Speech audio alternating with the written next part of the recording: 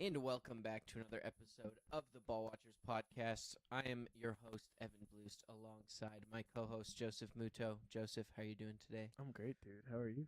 Doing great. Nice. Obviously, as you can see if you're watching on YouTube by this very empty chair in the middle, Tyler is not with us this week. He is traveling in Ontario at the moment, but we are back. We're here with Nice. another episode of the podcast. So, this week we're going back into our well of fun off-season podcast episodes. We're doing training camp questions for each NFL division.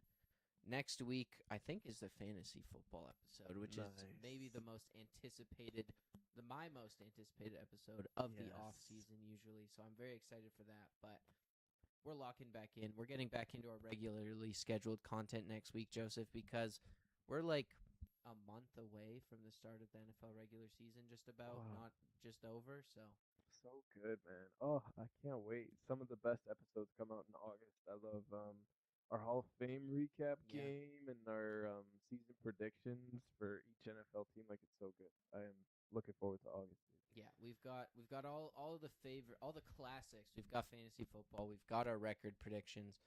We've got lots going on here.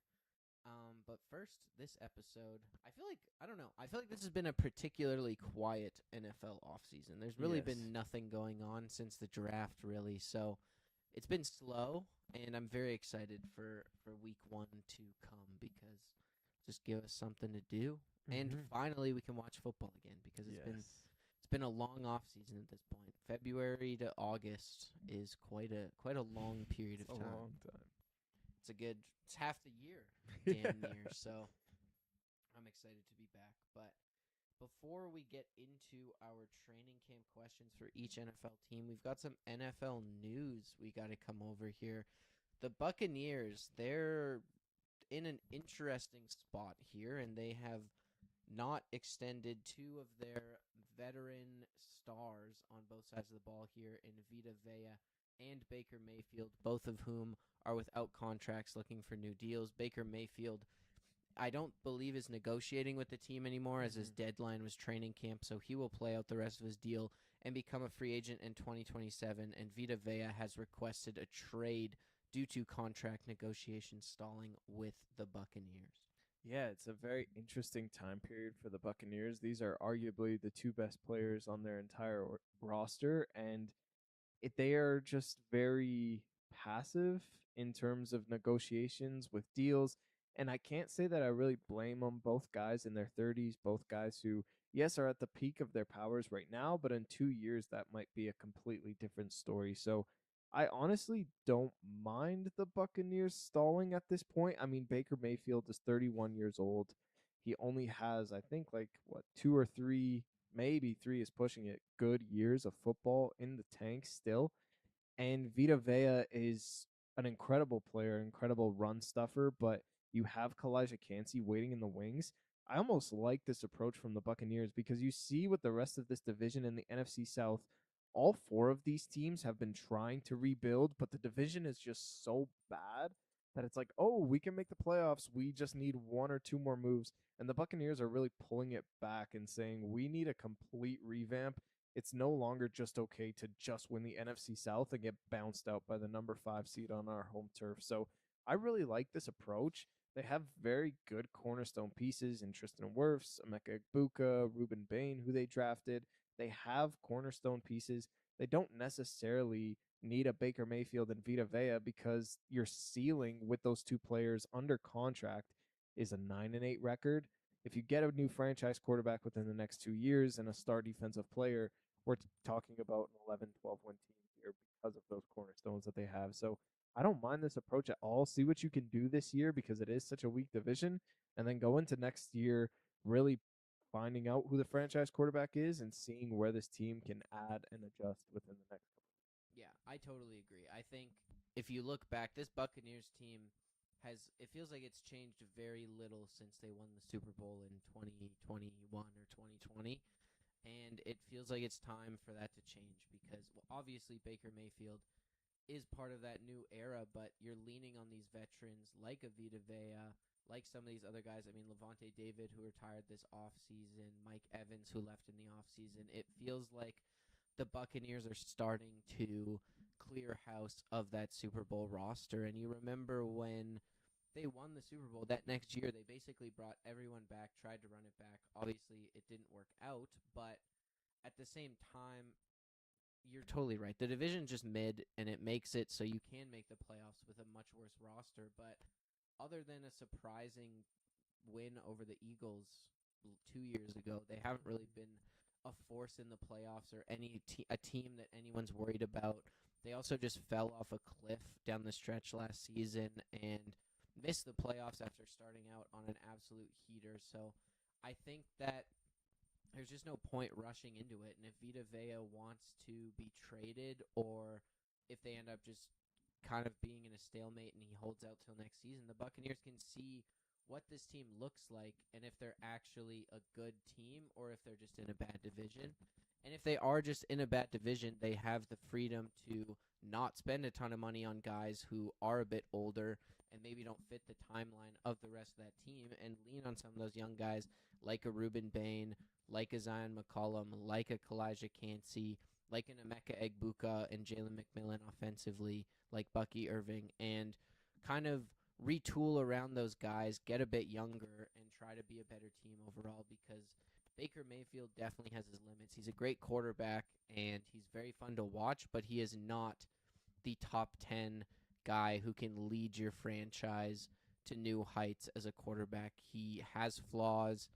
He needs to play within a system, and I think play with guys around him who are great, and he has had that opportunity and maximized it in Tampa, but going on forward, you might want something more than that, especially if you want to break that 9-8, 10-7 ceiling. And with Vita Vea, I mean, with this defensive tackle market going the way it is, we'll talk about Jalen Carter in a second here, but he's up to $38 million. Jeffrey Simmons makes $35 million.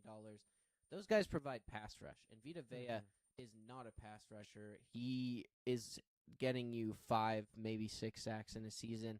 Elite run defender. He's a massive human, and he does a lot for you, but do you really want to pay that guy $38-40 million a season? No, and I think you'd have to pay him in at least $35 million what Jeffrey Simmons got, probably closer to what Jalen Carter got, and I just don't know if that's worth it for a guy who is not a pass rusher in the same way that Jalen Carter and Jeffrey Simmons are, while also both being elite run defenders.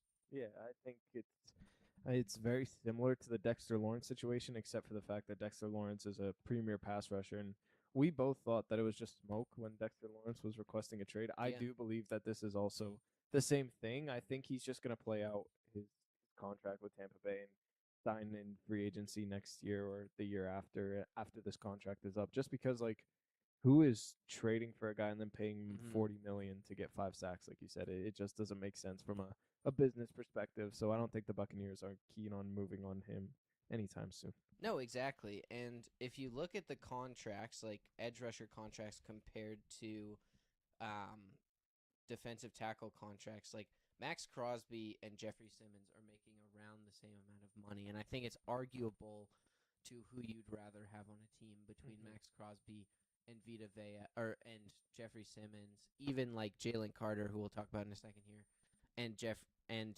Max Crosby, but I think it's pretty clear you'd rather have Max Crosby than Vita Vea. So that's kind of where I land. I don't know if he'd get that on the open market is the thing.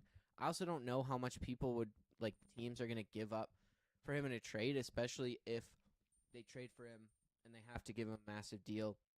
He is 31 years old, so I just do not see where the value in trading for him is going to be. And just looking at his Pro Football Reference page here, he's had, he's been in the league since 2018. That's crazy. He's played 8 seasons. Wild.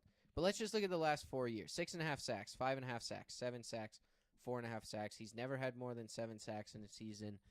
That's good for a defensive tackle, but when you're paying these top defensive tackles like edge rushers, they need to be productive in the pass rush to the point of 10-plus sacks a season. Jalen Carter, I don't know if he's ever reached that mark, but clearly has a potential Yeah. going into his 4th NFL season. And Jeffrey Simmons had 11 sacks last season. So same with Dexter Lawrence, who got a new deal as well. He eclipsed the 10-sack mark 2 years ago and was injured last season. So those are all guys who have proven they can be effective in the pass rush, and Vita Vea is just not that guy. I don't think the value's there, and I can understand the Buccaneers for waiting on it. Yeah, 100%. Next up, Jalen Carter, speaking of defensive tackles, signs a 4-year, $152 million deal, $38 million a season, and $106 million guaranteed. So he gets the bag from Philadelphia. I think people knew this was coming. It is a little early for Jalen Carter, only going into, I think, his 4th season this year, or maybe even his 3rd. So it's early for Jalen Carter, but he's proven a lot over the last few seasons. His pass rushing numbers have definitely gone down, but he is just a physical force on that Eagles defense, and someone, especially with how the pass rushing situation looked last season, they need Jalen Carter on this roster. Yeah, 100%. Howie Roseman does it again. He's notorious for signing guys way earlier than anticipated. Like Saquon last year was nowhere near supposed to get a deal, and he got a deal and extended last season. And same thing with Jalen Carter here. I think it's a dire need for the Philadelphia Eagles just because this is where they're getting their pass rush from. And although you sign and trade Jonathan Grenard this offseason as well, he's more of a veteran and he's not in your long-term plans the same way that Jalen Carter is. And so I think that you definitely need an elite guy in-house who is just going to wreak havoc on the quarterback. And that's exactly what Jalen Carter is. He's, to me, the best defensive tackle in the NFL. He's my favorite defensive tackle in the NFL. And it's debatable, but at the same time, like, what he can turn into is just something that I don't think any other defensive tackle can really do at this point in their career. So Jalen Carter is an absolute beast. I think this will probably come at the expense of Jordan Davis, which really sucks. But if I'm choosing between a big body run stuffer and a guy who can give me double-digit sacks from the inside, I'm taking Jalen Carter every single step of the way. So Jalen Carter is the unsung hero of this defense. I don't think a lot of people think of Carter when they think of the Eagles defense. They more think of Quinyon Mitchell, DeJean, Zach Bond. But I think Jalen Carter is the number one source of their pass rush. Not only that, but the number one source of their elite defense. And I think Jalen Carter is that guy. So he deserves the bag for sure. Yeah, 100%. And I mean, it's just that pass rush ability, right? He's not just a run stopper on the inside for Philly. He also provides pass rush. He commands double teams. He's just an insane athlete as well. He's so strong. He's so agile. And that's such a valuable piece. Obviously, he maybe hasn't lived up to that hype. His rookie year was fantastic, but he hasn't necessarily hit that height the last 2 seasons. But the projection is there. You can see how he can be that like best defensive tackle in the NFL at some point down the road, and he's definitely in that top 5 conversation at this point for defensive tackle, so he's not that far away. And this is a huge contract, but at the same time, you're expecting Jalen Carter to get 10 sacks a season at least, plus being an elite level run defender, commanding double teams, making it easier for the guys on the outside to get to the quarterback as well. So he's just really the cornerstone, I think, of that front 7 for the Philadelphia Eagles. They did bring in Jonathan Grenard, so there won't be as much responsibility on his plate this next season, but I feel like that just makes it that much easier to be Jalen Carter and just let Jalen Carter play free and just fly after the quarterback, fly after the running back, play physical, play mean, and not have to be as responsible because you have Jonathan Grenard there who can also provide pass rush. So I really like this move. I do think it is a little bit risky just because Jalen Carter's production, especially in the pass rushing department, has quieted down the last couple of seasons, but you've seen him get there, and the potential that he has shown, I feel like makes this worth it at the end of the day.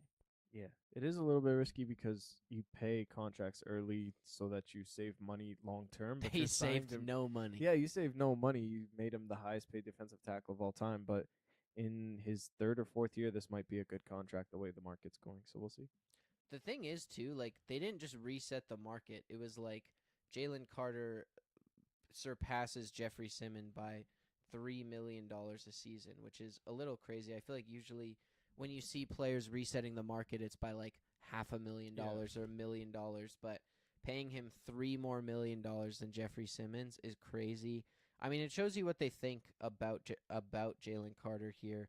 Only 3 sacks last season and 4.5, only 6 in his rookie season, but truly the potential is there. He was an All-Pro in his rookie year as well, so second team All-Pro second year. So he's got the potential. He's definitely proven it in the past, and he just needs to do it a few more times and play a bit better than he did last season. Yeah.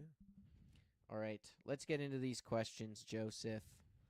Starting off, we're going to kick it off in the AFC with the AFC East, Joseph. This was one of my questions, but are the defenses in this division on average bad enough that we see a bunch of high-scoring divisional matchups next season? Yeah, I think so, 100%. I think it's going to be a lot of fireworks in the AFC East.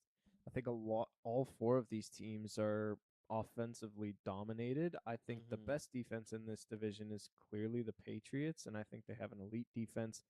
But that's not their priority on this team either. Their priority is the offense with Drake May and A.J. Brown. And so you see all 4 of these teams in the offseason really emphasize their pass catchers, their offensive lines, their running backs as well. Like, you can look at even the Miami Dolphins. They address Malik Willis, and they address giving Devon Achane a huge contract. They bring in Greg Dulcich as their tight end. Like, they prioritize the offense over the defense. Same with the Bills. The Jets especially, they have a lot of playmakers, especially coming out of the draft with Omar Cooper and Kenyon Sadiq.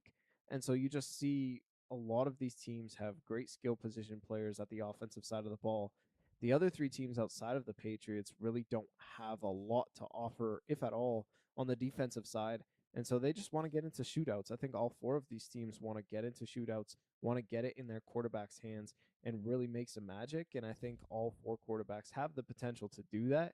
I mean, Geno Smith and Malik Willis are definitely a tier or 2 below Josh Allen and Drake May. Probably 2. But yeah, you still have guys who can still sling the football and are confident in their craft. So I think this is a division where there's going to be a lot of fireworks. The in-division games are going to be absolutely crazy. Even the Dolphins and the Jets, like, they have literally nothing to play for. So let's just see how good our offenses are, and those are going to be 30 pieces on each side. So I'm really looking forward to all of these matchups, and I think all of these defenses outside of the Patriots really suck, and I think that just makes for great entertainment on the offensive side. Yeah. I mean, even the Patriots defense, though, I don't think is great. Like, you have Christian Gonzalez, who is a bona fide superstar, but outside of that, there's not a lot of great options. They lost a lot of their pass rushers to free agency as well. I think that's going to be – they weren't great pass rushers like Clavon Chaisson, but at the same time, those were still guys who were producing for this team. Can the Patriots replace it? And it felt like they were a defense built on a lot of good players, and they were a defense that was good in aggregate. They didn't have a lot of star-level talent, especially outside of Christian Gonzalez. You have Milton Williams. You have Christian Barmore, who were very disruptive last season. But on average, like, the level of talent on their defense is probably – it's lower than some of those better, like, top 5 defenses by quite a bit if you look at teams like Seattle, like the Rams, who have star power at multiple positions versus the Patriots, where maybe you can argue for one of Milton Williams and Christian Barmore, but I don't really think they live up to some of those other guys. I think Milton Williams maybe, but Christian Gonzalez definitely a superstar, but I think that even that's the best defense, and then you go from there. Like, the Bills definitely have holes. They have some guys, but they definitely have holes. The Jets, you draft David Bailey, you don't really know what he's going to look like in year one. They also lost so much from their defense last season. And then the Dolphins, I mean, to be fair, the Dolphins are just going to be bad on both sides of the ball. This is the only team where I'm like, I don't think they can put up a ton of points against anyone. But those other 3 teams, like the Jets, I think got significantly better offensively. The Bills added like all of these teams added offensively. They all added wide receivers and pass catchers. They all added to their offensive lines, and I think you're going to see that, especially in those divisional games where they're just going to be pushing Like they know these teams the best, and they're just going to be pushing the ball down the field as much as they can.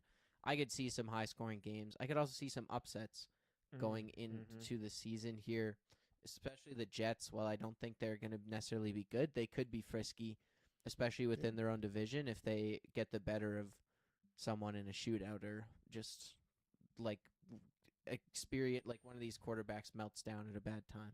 Yeah, 100%. I really like that. All right, next up, the AFC North, Joseph, your division. All right. Will all of these teams improve from last season in a significant way? This division was competitive in the sense that it came down to Week 18 to decide who won the division. However, outside of their own division, none of these teams were competitive, and I feel like we're very used to the AFC North having at least two very high level teams, and we just haven't, or we did not see that last season. Yeah, and that's why you see 3 out of the 4 coaching changes in this division. And I struggle with this question because all 4 teams are better on paper than what they were last year. But at the same time, how much is that going to amount to anything? I think the Ravens are a surefire lock to improve from what they did last season. You get a healthy Lamar Jackson.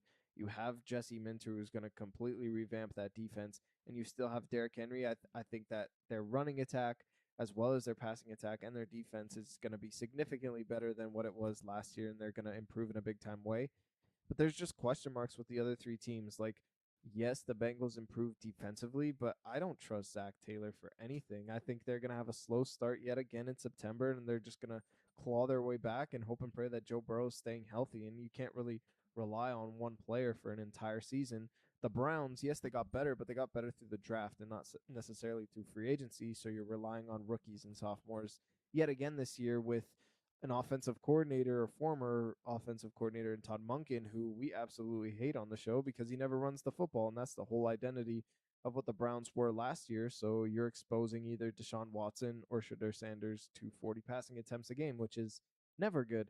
And then for the Steelers, like, is Mike McCarthy an upgrade from Mike Tomlin? Like, probably not. And this team stayed the exact same. You bring in Michael Pittman and Jeremy Bernard, but those are possession receivers for Aaron Rodgers to throw it 2-3 yards down the field. Like, it's going to be the same old Pittsburgh offense and relying on their defense again. So I think for the Ravens, it was just a fluke, and I think the message got old for John Harbaugh. And this was already an elite team going into 2025, and they just severely disappointed. But now you have a fresh face. You have, additional pieces. Ione, I think, is going to completely revamp that run game and passing protection as well. But the other 3 teams, yes, they've made moves, but I think there's just too much of the same old stuff that is just going to repeat their records from a year ago. So I don't think it changes outside of the Ravens. It really should have been 4 for 4 coaching change in this division. Zach Taylor, the leash feels infinite for that guy because he has had so many down seasons and disappointed so many times, and yet he's still employed by the Bengals. He's got to be one of the most long tenured coaches in the league at this point, which is absurd. If any coach can get the Cincinnati Bengals job, you take that because it doesn't matter how good you are, you will be employed for at least 5 years. So I guess good on Zach Taylor for that. But I think the Bengals and the Ravens are 2 teams who can push that 10 to 12 win window. I am very low on the Steelers. I do not think they're going to be very good. I hate the Mike McCarthy signing. I think Aaron Rodgers is doing what he does with every team he's on the last 7 or 8 years and just dragging them down to the depths of hell with him. And it just feels like that again, like he's going to retire after this season. He's announced that. You get these weapons kind of around him, but at the same time, Aaron Rodgers had more than enough in Pittsburgh last season to be successful, and they weren't successful. That defense is getting older by the second, as everyone is, but TJ Watt's another year older. Cam Hayward's another year older, and you haven't replaced these guys with high-level players. We don't know what Derek Harmon is. Keanu Benton has been very average and hasn't gotten that much playing time. Alex Highsmith got a huge contract, but we haven't necessarily seen him be able to stay healthy and hit his full potential. I just think the Steelers are in a bit of no man's land here, as they have been for many, many years. And Mike McCarthy, in my opinion, is a significant downgrade over Mike McCarthy, especially for the fact that he doesn't coach the defense at all. Yeah. I think that defense is going to get worse, and I just think their offense is going to be the same because it's Aaron Rodgers, and Aaron Rodgers does what Aaron Rodgers wants. Yeah. Then the Browns, they're missing the most important position. So Yeah. those two teams I feel like are pretty hopeless, but I feel like the Browns and the Ravens can actually compete outside of their division. I really like what Cincinnati did this offseason. We talked about DJ Turner. I love bringing in Boye Mafe. I love bringing in Dexter Lawrence. I think their defense will be better than it was. It probably won't be good, but it could be average. And then you have Joe Burrow back and healthy for a full season. And I think the same goes for the Ravens. That defense is full of stars. Marlon Humphrey, Kyle Hamilton. Hopefully Nnamdi Madubuike plays this year, Trey Hendrickson, and Lamar's back and healthy this season. So I really think those two teams can push and be competitive outside of their division and be intriguing teams come playoff time. But the whole division is definitely not going to be competitive. Those two teams, and the Steelers and the Browns at the bottom, are a tier below the Ravens and the Bengals, in my opinion. Yeah, I agree. Next up is the AFC South. Can it be argued that all four of the quarterbacks in this division are fighting for their job? And out of the four, who is on the hottest seat? This is quite a spicy question, Joseph. We'll just quickly list out the quarterbacks here. You've got C.J. Stroud on the Texans, Trevor Lawrence on the Jaguars, Daniel Jones on the Colts, and Cam Ward on the Titans. Yeah, I think so. I think all four are on the hot seat in their own ways. I think Cam Ward, he was slowly progressing in the second half of the season, but you bring in all of these weapons. You bring in Brian Daboll. If he doesn't succeed here, it's maybe a question mark. Maybe you have one more year, and then we'll see. I think for Trevor Lawrence, the second half of the season, he was turning the football over a ton. And so if he continues to do that and you lose out on Travis Etienne to the New Orleans Saints, they don't really have a run game, so it's all on him. And if he fails, then I don't think that Liam Cohen's going to have that big of a leash. C.J. Stroud is, I think, arguably the hottest seat in the entire NFL in terms of the quarterback position. This is a do-or-die year for him. But my pick out of the four is actually Daniel Jones. I think that Daniel Jones is on a significant hot seat, and I know that he's coming back from an Achilles tear, but he was just on such a heater before that. And we don't know if that was fluke, if the defenses weren't just paying attention, or if that was actually Daniel Jones in the Shane Steichen system absolutely dealing. What's coming out of training camp is all positive. He's going to be ready for training camp. He's going to be a full participant. He's anticipating starting week 1, which is something that we didn't anticipate as soon as the injury happened. We thought he wasn't going to start till like week 12 this year. Now he's coming back for week 1. And if you're on the field, like, you have to produce. You're only 28 years old. I know you're coming back from a serious injury, but I mean, they gave you a 2-year, $88 million contract in the offseason. There's a player opt-out option on that, or on that deal. So it's basically only a prove-it deal. And I think that the Colts are inclined to move on from Daniel Jones if he's not the answer, because he's almost getting there in his 30s. So I think this is a prove-it year for Daniel Jones. Like, they have a lot of pieces that they can work around, specifically on the offensive side of the ball. And if Daniel Jones isn't the quarterback to do it, and he's showing that the injury is really bothering him, or that he's the Daniel Jones of old in New York, then they can easily move on from him after this year. So I think that he has the hottest seat, and I think that he has to repeat what he did last year in the first half of the season to really keep this job long-term for the Colts. Yeah, Daniel Jones, that was still such a massive contract for the Colts to give him. I don't understand how he has tricked multiple teams into doing this, but he definitely showed the most potential last season through the first half that he's shown ever in his NFL career. So the Colts are banking that he'll come back and be what he was before that injury. An Achilles injury is very concerning, but at the same time, you're comparing other Achilles injuries. You're comparing it to like a 40-year-old Aaron Rodgers and a 37-year-old Kirk Cousins. That's like a 10-year gap between Daniel Jones and those guys. So I think you do expect him to come back with more ability to still produce some athleticism. For me, I don't think Cam Ward, I struggle to say he's playing for his job. Obviously, he's a rookie. He hasn't had a second contract yet, so in some ways he is. But I do feel like he's going to have quite a long leash unless he completely implodes on himself. But considering his trajectory last season, he played really well down the stretch, and he had nothing around him. I think that he's going to play really, really well this season, and it's not going to be a concern going into the off season. But I still think Cam Ward gets an extra season because he's a rookie. It's only his second season. He has a lot of those intangible tools. Trevor Lawrence is the one that interests me the most. I feel like Liam Cohen absolutely loves Trevor Lawrence.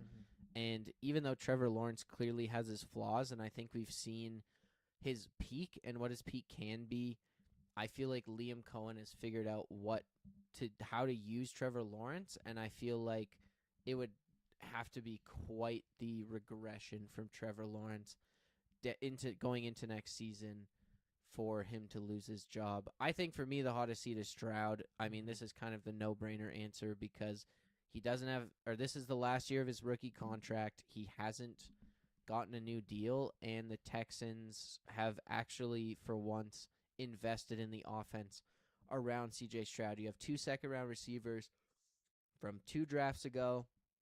You have offensive linemen drafted in this year's draft. A bunch of offensive linemen signed as well. You trade for David Montgomery. Like, they've done a lot to ease the burden of C.J. Stroud in this offense, and you hope that he can look like he did as a rookie. But if he doesn't, he could easily be out the door. I think that's the one that makes the most sense because, Trevor Lawrence is interesting, but I think that even if he plays terribly, whatever, he has so much, reputation that they're just going to keep him because that's just, the perception of Trevor Lawrence is very different than the perception of C.J. Stroud, even though I don't really think that one is that much better than the other. But I also think, especially offensively, the coaching is better in Jacksonville.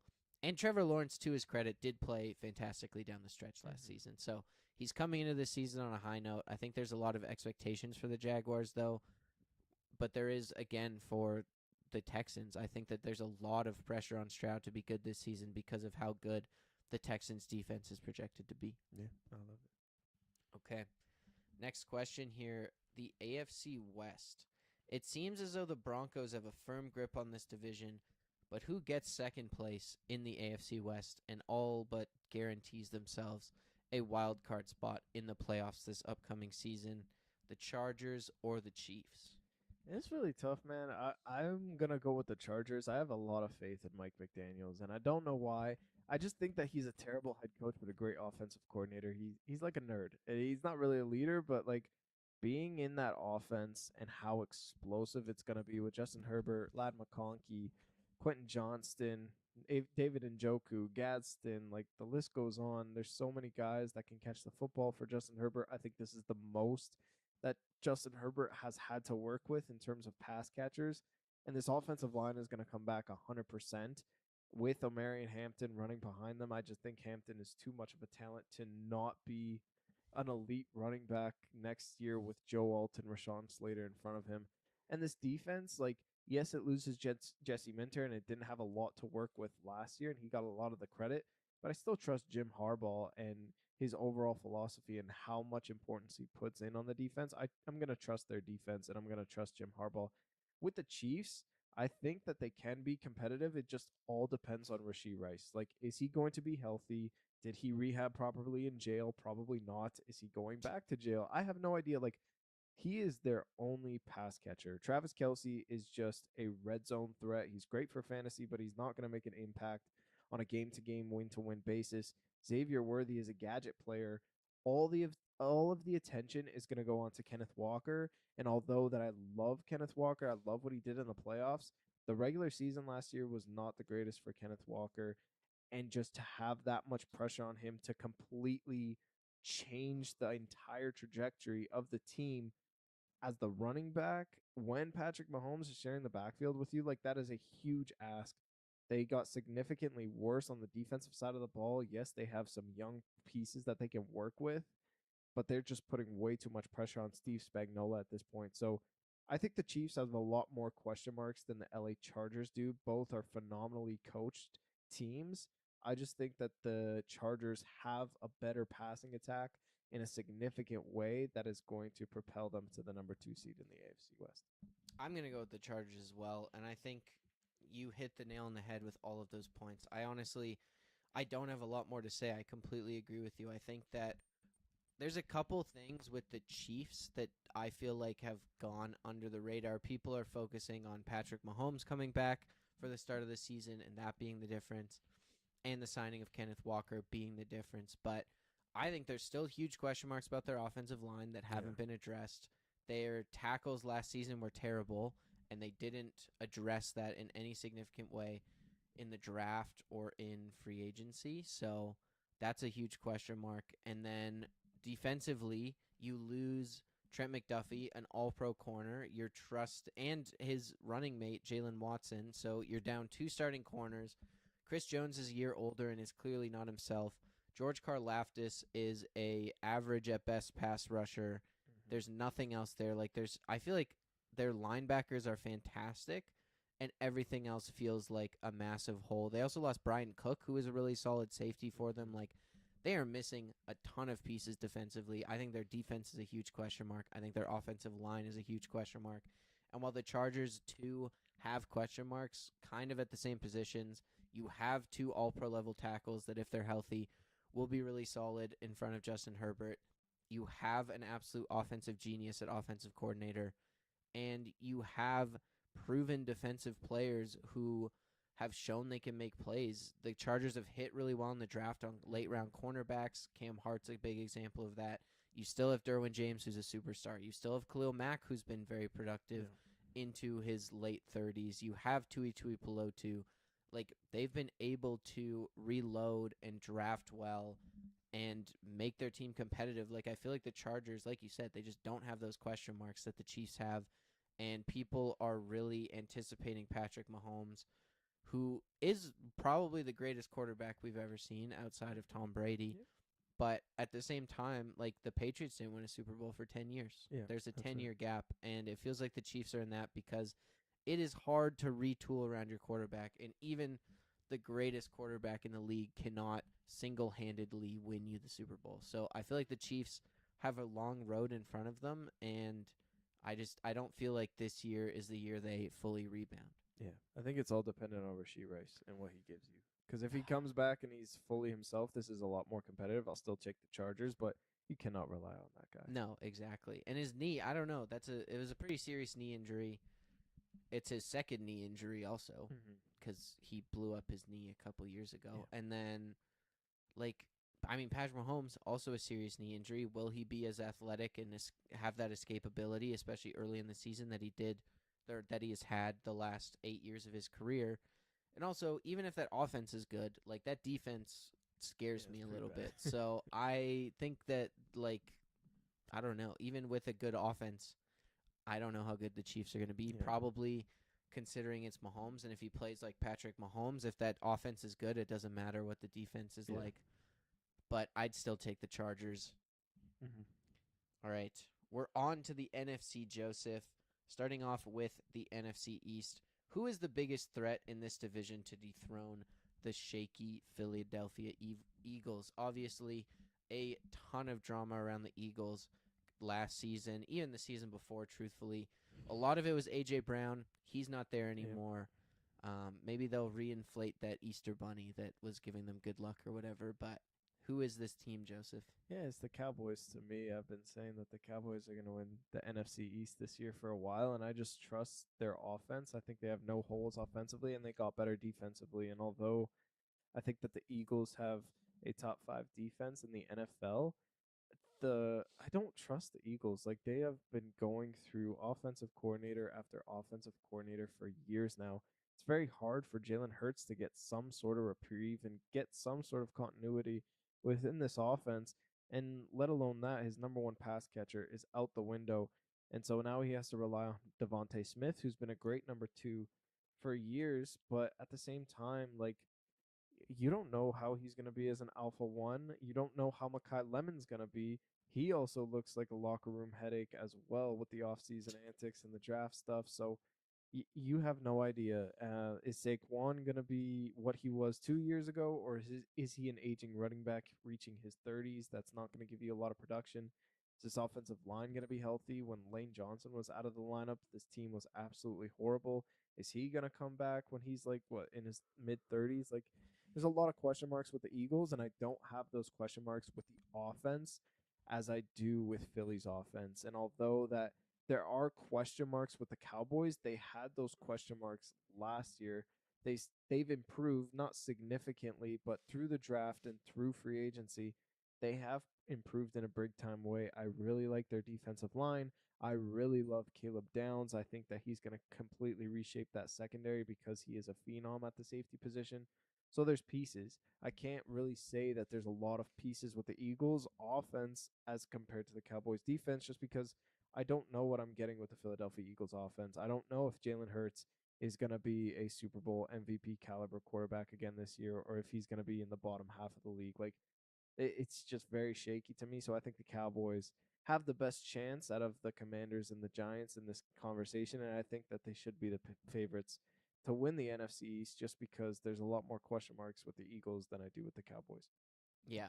I don't trust Nick Sirianni, I think is Yeah. a big thing. I think the Eagles have one of the best rosters in the league, but Nick Sirianni is an absolute goofball and a clown and only succeeds when he has veteran coaching staffs doing everything for him and he can just stand there and yell at fans. So I don't trust first year Sean Mannion to do what Nick Sirianni needs him to do, which is run the entire offense while Vic Fangio runs the entire defense and Nick Sirianni, I don't know. I don't know Yeah. what Nick Sirianni does. I think he's a terrible head coach. But the Eagles on paper are fantastic. I think the Cowboys obviously are the no-brainer. That would be my pick as well. The dark horse in this division, I think, is the Giants. If John Harbaugh can come in there and be the coach that he has been for the Ravens in the past, this team could be fantastic. I personally don't trust Jackson Dart, and I'm a little concerned about Malik Neighbors coming back from his injury, but John Harbaugh is who we think he is. That offensive line is going to be better. That run game is going to be better. It's going to take the pressure off Jackson Dart. He's just going to have to make hopefully easy throws from stacked boxes. Like, it'll be a low pressure offense, and that defense is going to be incredible. You have an elite pass rush. You have Brian Burns. You have Abdul Carter. Their secondary, I think, is really solid as well. Drew Hill in the slot is a really, really underrated player, in my opinion. And they made the right moves, I think, in the draft as well. So I think they need, like, Arvell Reese at middle linebacker as well in the draft. Like, they've made a lot of moves defensively, and if John Harbaugh gets that defense right, that can be a really, really, really good defense going into next season, and that offense just needs to pick up a little bit of the slack and not make mistakes, and I think this Giants team could be really solid. But, yeah, the Cowboys is the obvious answer. That offense is loaded, and the Eagles look stacked. I think it'll be a tall task for any team in that division to be better than them because at the end of the day, like, regardless of Nick Sirianni, their ceiling is 11 wins. Howie Roseman is saving Nick Sirianni's ass season after season, and, like, competent coaching makes this team like a 13-14 win team, I think. What happened to the Commanders, bro? No one's even giving them a shot. I don't wanted blame to. them. It's Yeah, just man. the defense It's is awful. not good. That whole team is awful outside Yeah. of Daniels. Oh my gosh, Poor poor Jake guy. Daniels. They're so old. I They know. they rushed into it. Mm-hmm. You got to know. You got to do what the Patriots did. You don't rush into it when you have your star quarterback. Yeah. You got to build through the draft still. Yeah. Young guys. 100%. 41-year-old Bobby Wagner is on that team, I think. Actually, I don't even know if he is anymore, but you can't rely on 41-year-old Bobby Wagner, as much of a legend as he is and as good as he's been playing. If that's arguably your best defensive player, that's a problem.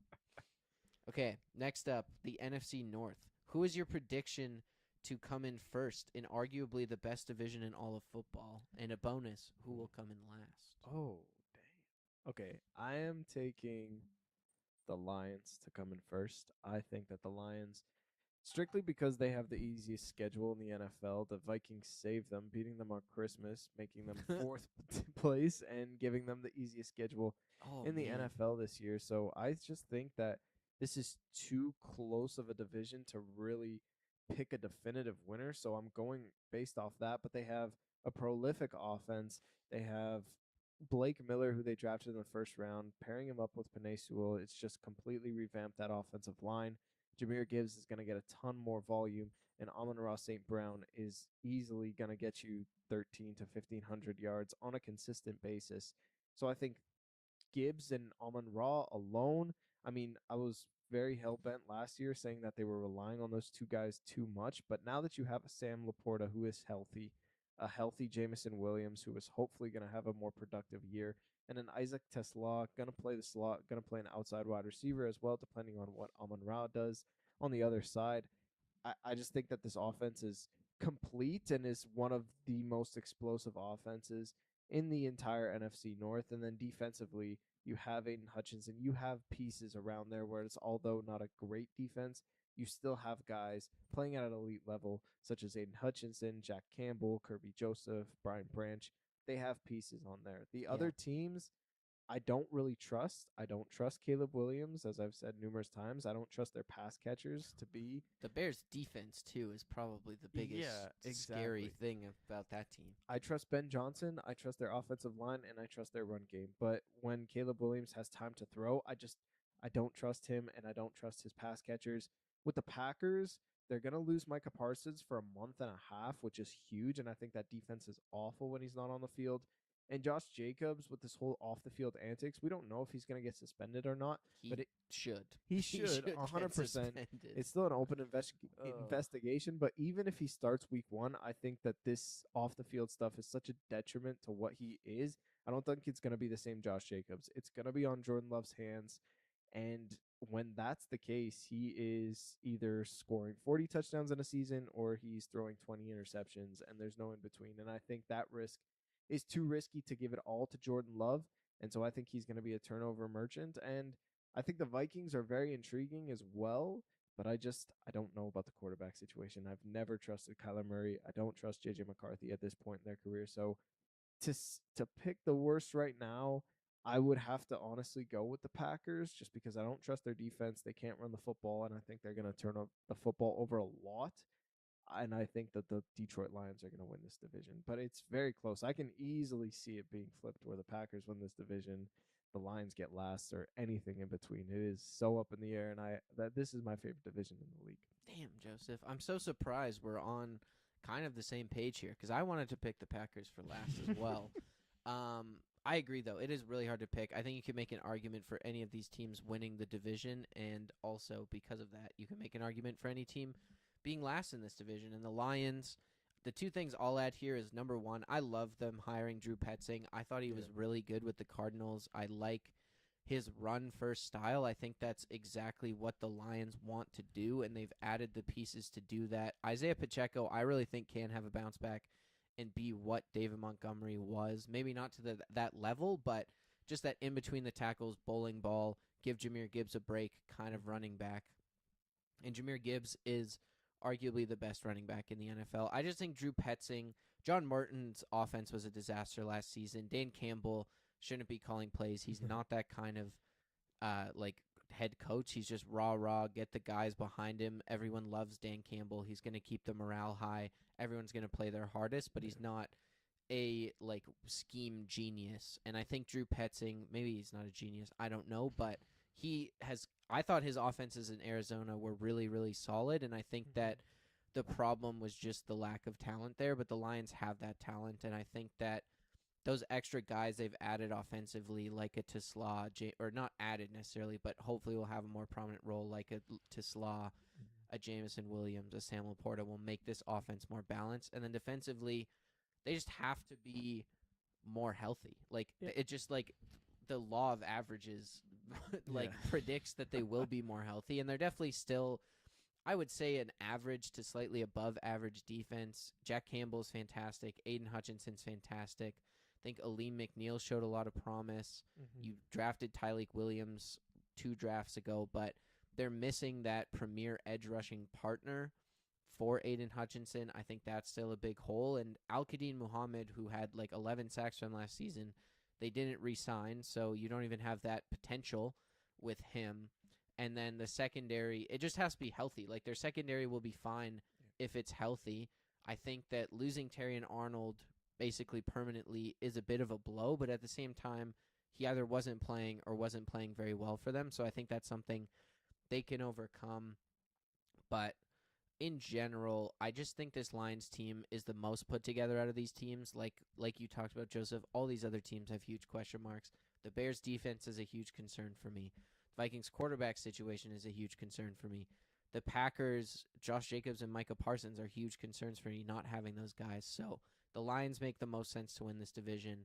Then to lose this division, I would say the Vikings, I think, have the best chance to lose this division just because if Kyler Murray doesn't work out and J.J. McCarthy doesn't work out, which he didn't last year, so there's not really any reason to believe he will, this Vikings team, they won't be bad, but no team in this division is going to be bad. They're just going to be worse than everyone else because they don't have a quarterback. So I think the Vikings are the most likely to lose this division. I also think, I don't know, the Packers and the Bears also feel like they have flaws. That Bears defense looks like it's about to be straight up hot ass. So they could also easily lose this division, I think, because while I think their offense is good, I don't know if it's explosive enough to put up 50 points every single week if their defense is the worst defense in the league. Yeah, that Bears schedule is actually horrific, bro. They have a tough schedule. The curse of winning your division.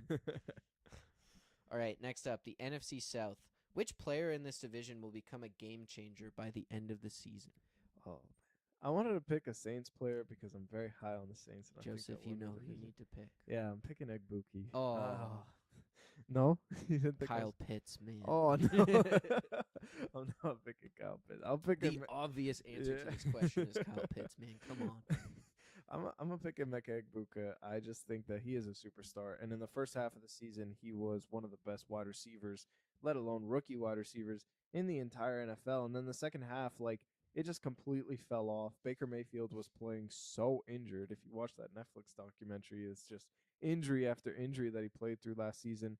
And Egbuka got a ton of targets, but just none of them were quality targets. Egbuka was also injured for the second half of the season. Yeah, 100%. So I think that he's going to play healthy. He's not just going to play the X wide receiver role. You're going to see him more on the outside, which he did a little bit more of at Ohio State. So you're just going to see the true potential of Emeka Egbuka. And I trust Baker Mayfield. Yes, he has some contract disputes right now, but he's still the quarterback for 2026. And I think that he is going to really rely on Emeka Egbuka, and he is the most reliable pass catcher in this offense. K. Dotton is going to get his, sure, but Chris Godwin, I think, is a little bit past his prime. 2 years removed from that injury. I don't think he's going to demand a ton of targets at this point in his career. And Jalen McMillan is also coming off a serious injury. So to me, Egbuka is the clear number one. He should at least get a 30% target share in this offense. There's a lot of question marks with the run game as well in terms of Bucky Irving's health, whether Kenneth Gainwell is going to take anything away from the running game. Probably not, or even Sean Tucker. So not a lot of household names at the skill position players for the Buccaneers, and he is just a superstar in the making. You saw his potential in the first half of the season. I think if Baker and Egbuka can stay healthy, and Tristan Wirfs is blocking and giving Baker time, there's no telling what Egbuka can do. I think he'll be a superstar after this year. I love it, Joseph. I think that Egbuka, the biggest thing is just he's not competing for targets with Mike Evans anymore. He has such a he's just going to be slotted into such a bigger role, and that's huge for him. My guy, I will go with the Saints player here, Joseph. I'm going to go Jordan Tyson. Yes. I think that going into next season, this offense, Kellen Moore showed he can be a fantastic offensive coordinator, both with the Chargers and with the Eagles. He's now the head coach of the Saints, but he is in control of that offense, and I think that Chris Olave had his best season under Kellen Moore last year, and I think that Jordan Tyson is just another guy and is almost more of a Kellen Moore receiver, I think. You look at what the Eagles were with Kellen Moore. Devonta Smith had a great season. He had his best season with Kellen Moore, and that's your Chris Olave. And then Jordan Tyson, big body, can win down the field, can out-physical corners. That's your Jordan Tyson, and I think he could have an absolutely huge year. And if the Saints want to improve, I don't know if they'll be good next season just because there's still a lot of holes in that roster, especially on the defense. But if that offense is going to be better, and I think that that's what's going to keep Kellen Moore employed, Jordan Tyson is going to have a huge role in this offense. As long as he's healthy, I think he could be an absolute game changer for the Saints and be their number one wide receiver very early in the season and just hold on to that role because Chris Olave is a fantastic receiver. He's proven he can be a wide receiver one, but I think that Jordan Tyson is just special with his size, his athleticism, and just his potential as a rookie here. So I'm very excited to see what Jordan Tyson can do, and I think that the Saints offense has a huge year. You're very excited if you're a Saints fan because there's a few moves that need to be made going into the next season after this if it's a good year, but that means Tyler Shuck is probably your starting quarterback and you're looking to fill in the pieces around him. Gosh, I'm so excited for Tyson. He's going to be so good in this offense, and I love Shuck. I was going to put Shuck on this list if it wasn't for Ekbuka. So I love the Saints. I think Tyson is going to get his a ton in this offense, potentially more so than Olave. I just can't wait, dude. Yeah, and there's a few other guys I would think. I was going to go Ruben Bain as well, but then you picked up Buck, and I was like, we can't both go with Buccaneers players. I think Ruben Bain's a big one. Brian Bresee on the Saints as well is a guy who could step up huge. Jalen Coker, I think, could have a huge season next year. Brandon Dorless on the Falcons. I feel like the Falcons probably weren't at the top of our minds in this exercise, but I think Brandon Dorless was really solid last season. I think he had 8 or 9 sacks for the Falcons. He's another guy that could step up. So there's guys all throughout this division, but I'm very excited for Jordan Tyson. I think we're both excited for the Saints and the Bucks more than these other two teams. Oh, definitely. All right. Last but not least, the NFC West. Which running back will affect the run game of their team the most? Oh, you know what I got to say. It's Jadarian Price. It's the clear answer. And the reason why it's not the other three is just Kyron Williams and Blake Corum just get lost in this offense. Sean McVay doesn't use them, especially in the red zone. They literally want to pass inside the 5. It's also going to be like a split backfield, it feels like, between those two guys. So it's hard to say that one of them is going to have more of an impact than the other. Exactly, 100%. Christian McCaffrey, we don't even know if he's going to be on the field. And if he is, like, you know his impact. Like, everyone knows what McCaffrey's going to bring to the table. And Jeremiah Love, it sounds like it's going to be a running back by committee, and he's on a terrible team. Dude. I know. How Nathaniel Hackett still has a job is just blowing my mind. Also, bro. why do they have 5 like starting level, like even not necessarily good starting level running backs, but like replacement level running backs signed right now? Poor. I feel so bad for Tyler Algier, man. They're still hyping up James Conner. Oh my gosh. It's brutal, man. I don't know. I think there's too many mouths to feed. In Arizona, as well as a lot of pass catchers, Trey McBride, Michael Wilson, Marvin Harrison Jr., that they want to get involved. So I think they're going to pass the ball a lot. I don't think Michael LaFleur and Nathaniel Hackett are going to run that much. So to me, it's Jadarian Price. And I think that, like, everyone is going to zero in on JSN. I was reading the stats on JSN yesterday, or I think Friday. I don't remember which day. He has last year he had a 36% target share. He caught 70% of his targets, and he caught 15.5 yards per reception. That's like literally elite, perfect stat line. Like, you are not going to get that. You'll maybe get a 30% target share this year, but the numbers are going to go down significantly. He is the number one on this offense. All defenses know that, and they are going to go all out to stop it. And to me, Jadarian Price has to have not just a good year, a great to borderline elite year for this team if they want to find success offensively, because there's no number 2 pass catcher. I think, yes, Rashid Shaheed is going to improve a little bit. Elijah Arroyo can maybe step up in this team, but like at the same time, they're not going to wow you and really make a difference offensively. It's the run game and it's JSN, and you have to have a mixture of both. And so I don't think any defense is really zeroing in on Jadarian Price in this run game. I think they're all zeroing in on JSN, so that means more opportunities for Jadarian Price to get 30 touches in this offense behind an offensive line who is really good behind Gray Zabel, Charles Cross, Abe Lucas, and of course Anthony Bradford. But of course. But yeah, I think Jadarian Price has all the opportunities in the world, and if he succeeds, that means JSN succeeds because defenses aren't giving him as much attention. And I think that this whole team can succeed when JSN succeeds. So Price is the key to JSN's success. And I think that Price has to have a good year in order for the Seahawks offense to be successful. Love it. I think Jadarian Price is my answer here, too. It's a weird division. The only other one I would consider is Jeremiah Love, just because although they're saying all this running back by committee BS, Trey Benson, James Conner, Tyler Algier, who else the hell else knows is on that roster? Is Zonovan Knight still there? Maybe. But Jeremiah Love just might be too good. Like, he might be too good that he is, like, makes himself the bell cow back of this Cardinals team. And that Cardinals offensive line is not terrible. Paris Johnson Jr. has really flourished the last couple seasons with the Cardinals. I think that if Jeremiah Love gets the touches, he could really change this offense. And I think that the Cardinals need a run game because you look back 2 seasons now, I think, when that run game was really solid. They were a much more competitive and frisky team than they were last season when they couldn't run the football and they had to throw it that much. I think Marvin Harrison could use the rest. They have really solid pass catchers, Michael Wilson, Marvin Harrison, Trey McBride, but I think Jeremiah Love, if he's that good, could just force the Cardinals to give him the ball a billion times and just run the football a ton, and he could change that offense. But Jadarian Price is, I think, the obvious answer and the most likely answer. My only concern within Seattle is what happens when Charbonnet comes back. I'm very curious to see what that backfield looks like. I feel like Charbonnet, because he's the veteran, should be the bell cow back. And but at the same time, it feels like Jadarian Price and Jack Charbonnet are very similar running backs where they're thumpers, they're big guys, they're good between the tackles, but they're like sneaky fast. And I really don't know how those carries will be split once Charbonnet's back.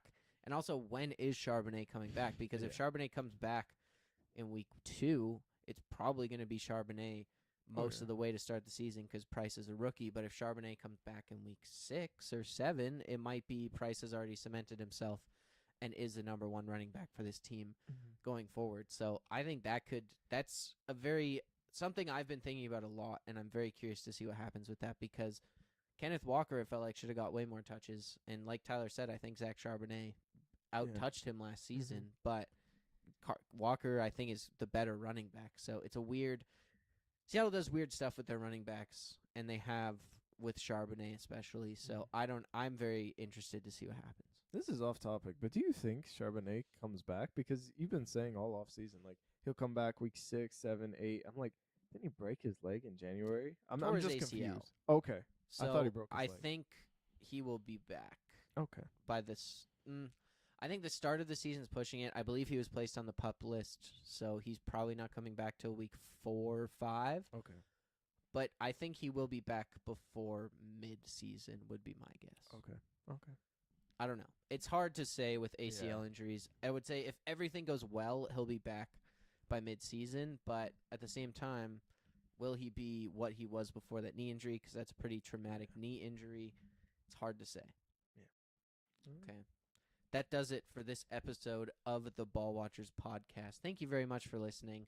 We will be back next week with another episode, our fantasy football extravaganza next week. Tyler will be back next week as well and return to his office chair in between us boys. But till then, make sure you follow us on TikTok and Instagram at BallWatchersPod and subscribe to our YouTube at BallWatchers. We live stream every episode over on YouTube, so make sure you go check that out.